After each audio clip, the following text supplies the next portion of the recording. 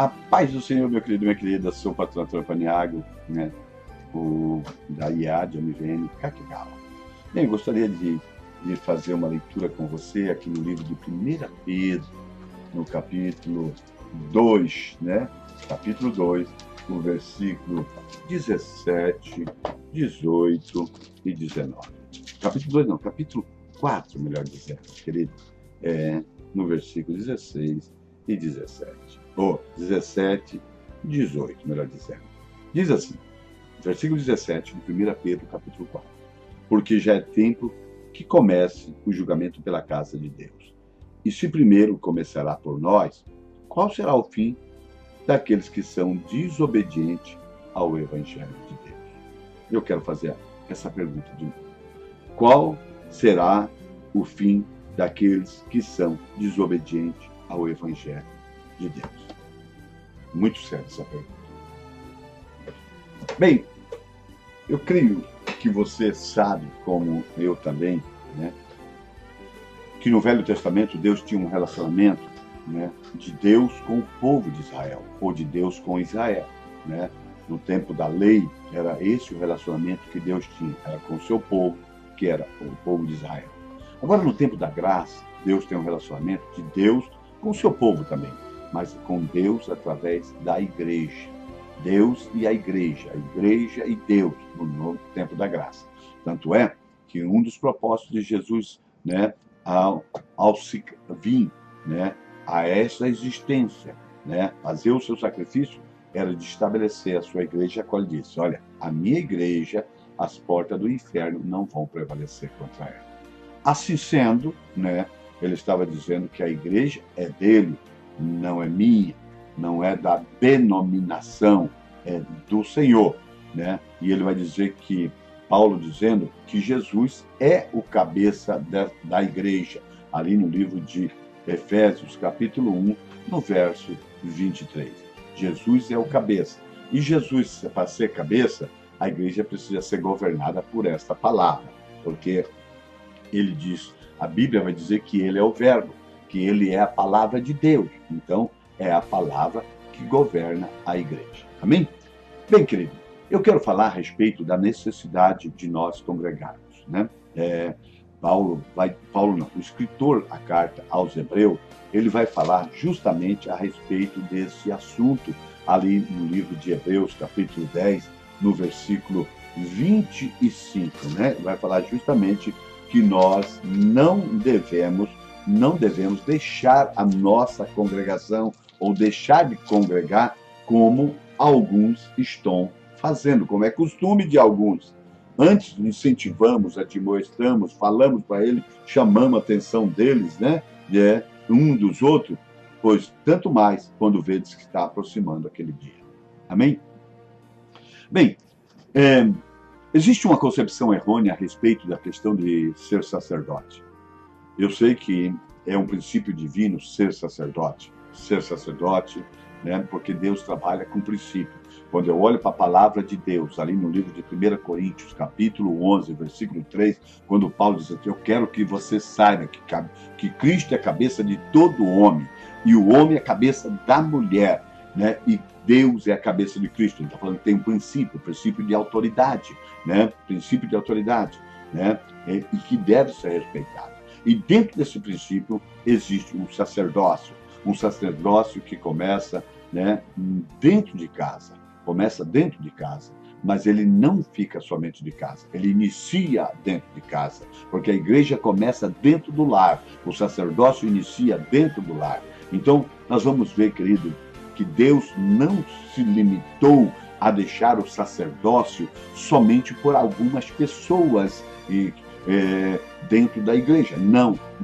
É para todos, o sacerdócio é para todos. Tanto é que Jesus, com o seu sacrifício, os anjos cantaram ali no capítulo 5, né, quando o apóstolo João teve uma visão, né, de alguém chegando com os rolos do selo, né, e não achava ninguém para abrir aqueles rolos, desatar aqueles rolos, né, e houve um choro, e de repente um dos anciões levanta, eis aqui o Cordeiro de Deus, né, que foi morto e ressuscitou para abrir os selos. E agora os anjos cantam, fazem festa, e no meio dessa festa eles vão dizer: tu és digno, digno de receber o livro e abrir os seus selos, porque foste morto e com seu sangue compraste para Deus gente de toda a tribo, toda a língua, todo o povo, toda a nação. Tu constituíste como reino e sacerdócio para o nosso Deus, e eles reinarão sobre a terra. Louvo a Deus, porque a Bíblia diz que você foi comprado por bom preço, o preço do sangue de Jesus. E Jesus, ao se sacrificar, estabelecer a igreja, ele te compra também, né, para ser reino e sacerdócio para Cristo.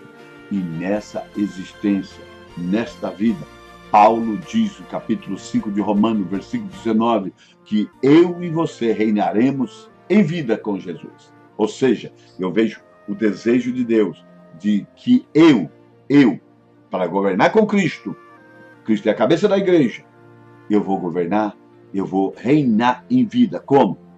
Eu vejo o desejo de Deus de deixar de ser cauda e ser cabeça, deixar de estar por baixo e estar por cima. Ou seja, isso não tem nada a ver com situação financeira. Não. É posicionamento em Deus. É conhecimento adquirido, né? A Bíblia diz, né, que o homem, né? O homem agora, ele é liberto pelo conhecimento. O homem de Deus é liberto pelo conhecimento. O homem de Deus é liberto pelo conhecimento.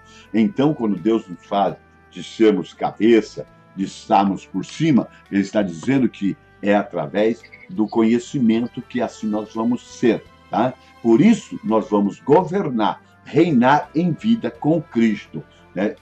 E vamos ser projetados por Cristo. Deus diz: o meu povo é destruído por falta de conhecimento, né? Então nós não vamos ser destruídos.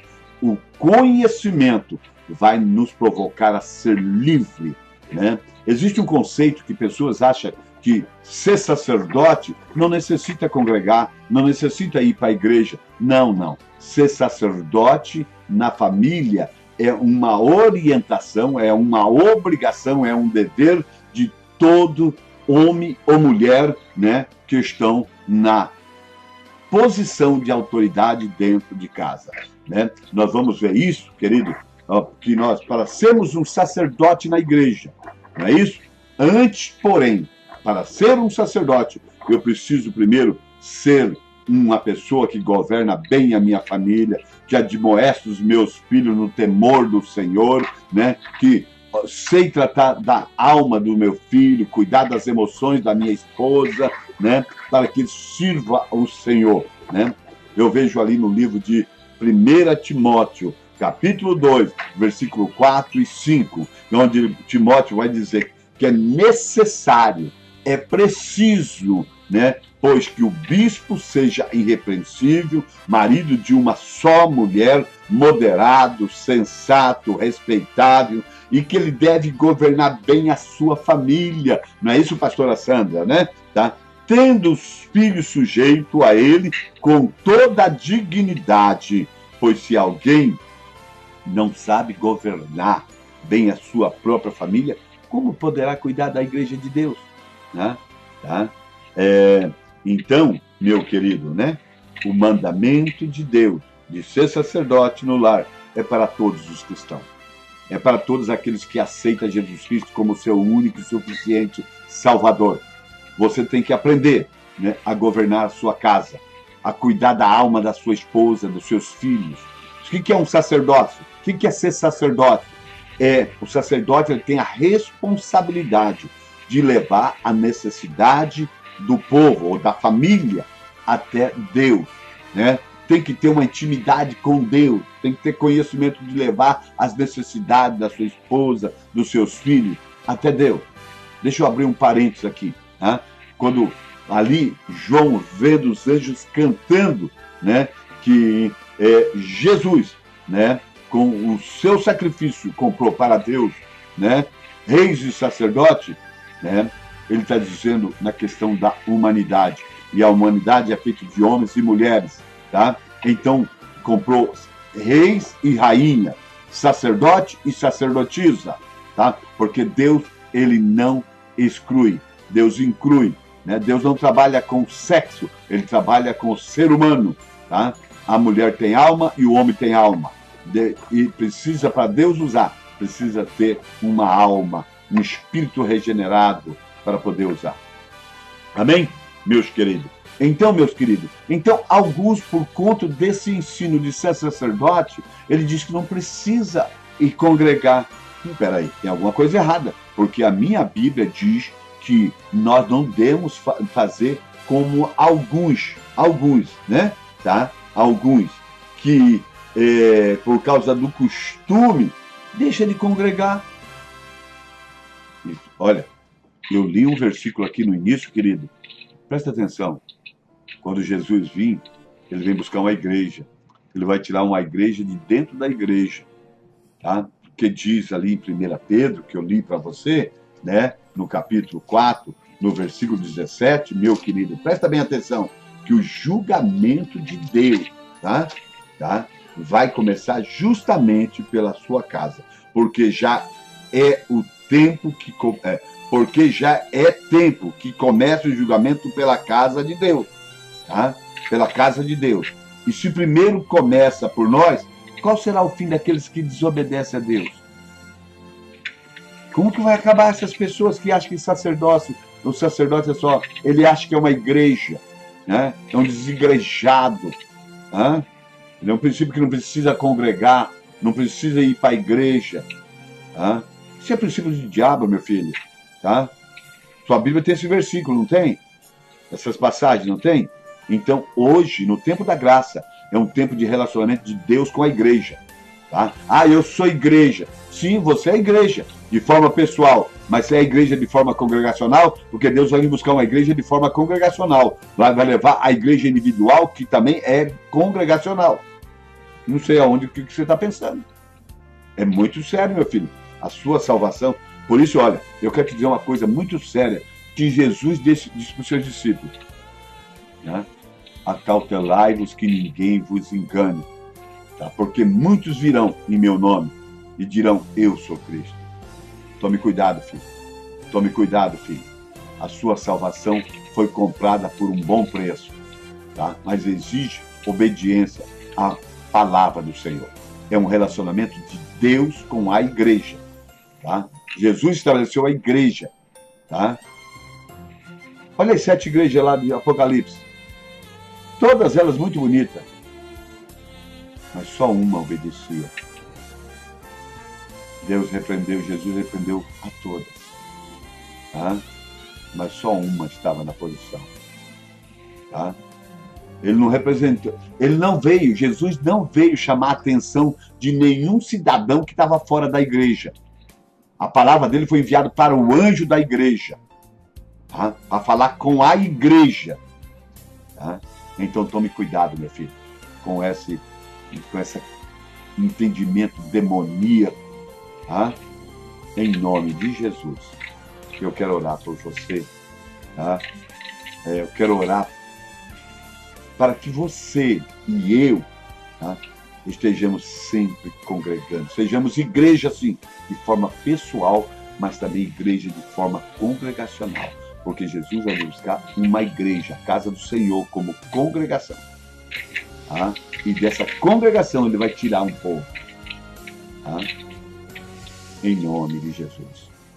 Senhor, meu Deus e meu Pai, em nome do Senhor, eu quero glorificar o Teu nome, santificar o Teu nome e te louvar, Senhor Pai, pela Tua palavra, no nome de Jesus. Espírito Santo de Deus, estimula meu irmão, minha irmã, ó Deus, a compreender a Tua palavra, no nome de Jesus.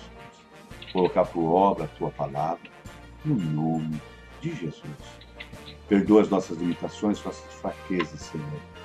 Deus, e nos perdoe e nos ajude, Espírito Santo, para que nós possamos, papai querido Deus, não ser achado entre aqueles que estão fracos, que dormem e que estão doentes, Senhor. Mas sejamos achados entre aqueles que estão atento, papai, à voz da tua trombeta. Em nome de Jesus, nós podemos dizer amém, amém. Um beijo no teu coração, meu querido e minha querida.